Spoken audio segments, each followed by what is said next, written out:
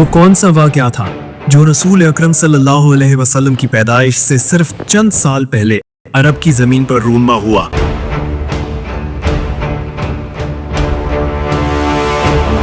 एक ऐसा वाक़या जिसने दुनिया को हिला कर रख दिया।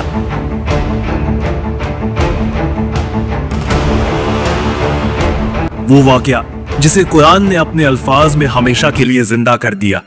ये वाक़या है असहाबुल फील का, हाथियों का लश्कर, जो काबा को मिटाने के इरादे से मक्का की तरफ बढ़ा। चले वक्त के पहिए को पीछे घुमाते हैं। ये 5वीं सदी ईस्वी का जमाना था। यमन पर एक जालिम बादशाह की हुकूमत थी। तारीख कहती है उसका नाम था ज़ुनवास।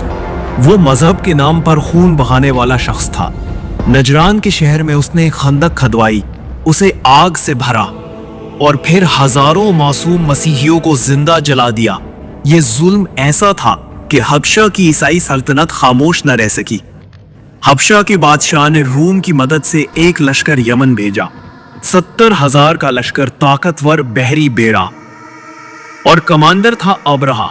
यही अब्रहा जिसका नाम आगे चलकर असहाबुल फील की कहानी से जुड़ने वाला था।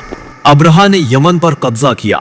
शुरू में वो महज एक जर्नैल था, लेकिन वक्त के साथ यमन का हाकिम बन बैठा। उसने सोचा कि अरबों को खाना काबा से हटाकर यमन के एक कलीसा की तरफ मुतवज्जा किया जाए। सना में उसने एक अजीम कलीसा तामीर करवाया। सोने, चांदी और जवाहरात से आरास्ता वो इमारत उस जमाने की शान थी। अब्रहा चाहता था कि अरब लोग हज के लिए मक्का न जाए, बल्कि उसके कलीसा को मरकज माने। मगर अरब खाना काबा से अपनी जानों से बढ़कर मोहब्बत करते थे।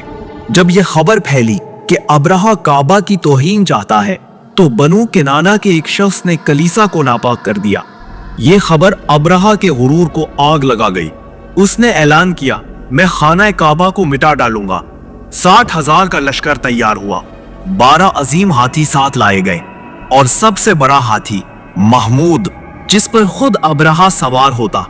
ये लश्कर अरब के रेगिस्तानों को रोंता हुआ मक्का की तरफ बढ़ा। जिस तरफ से गुजरता, खौफ और दहशत छा जाती। कबाइल में हलचल मच गई, मगर कोई ताकत उन्हें रोक न सकी। जब ये लश्कर मक्का के करीब पहुंचा, तो कुरैश के सरदार अब्दुल मुत्तलिब अब्रहा के खैमे में गए। अब्रहा ने पूछा, तुम अपने माबूद के घर की फिक्र करने आए हो?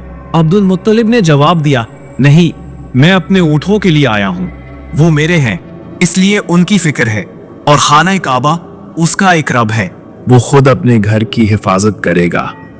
ये अल्फाज अब्रहा के लिए नाकाबिले यकीन थे, लेकिन अब्दुल मुत्तलिब के चेहरे पर ऐसा सुकून था जैसे वो जानते हों कि कुछ गैर मामूली होने वाला है। अगले दिन लश्कर काबा की तरफ बढ़ा, मगर अजब बात हुई। सबसे बड़ा हाथी महमूद जमीन पर बैठ गया।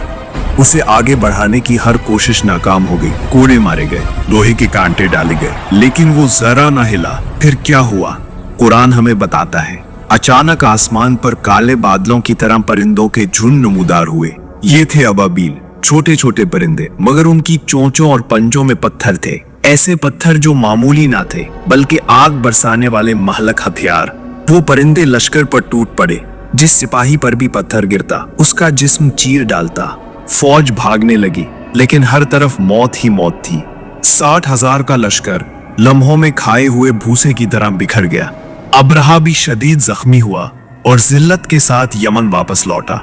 सूरत अल फील में अल्लाह ताला फरमाता है, क्या तुमने नहीं देखा कि तुम्हारे रब ने हाथी वालों के साथ क्या किया?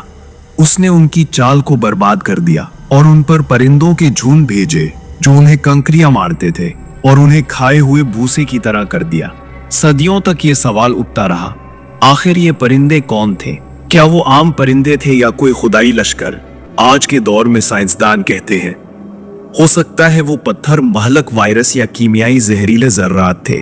कुछ मुहक्किकीन कहते हैं कि वो आतिश फिशानी लावा के जर्रात हो सकते हैं, और कुछ का मानना है कि वो किसी और जहान की मखलूक थी जो एक मिशन के लिए भेजी गई। मगर एक बात तय है, ये वाकया एक मौजिज़ा था, एक ऐलान था कि काबा का रब खुद अपने घर का मुहाफिज है।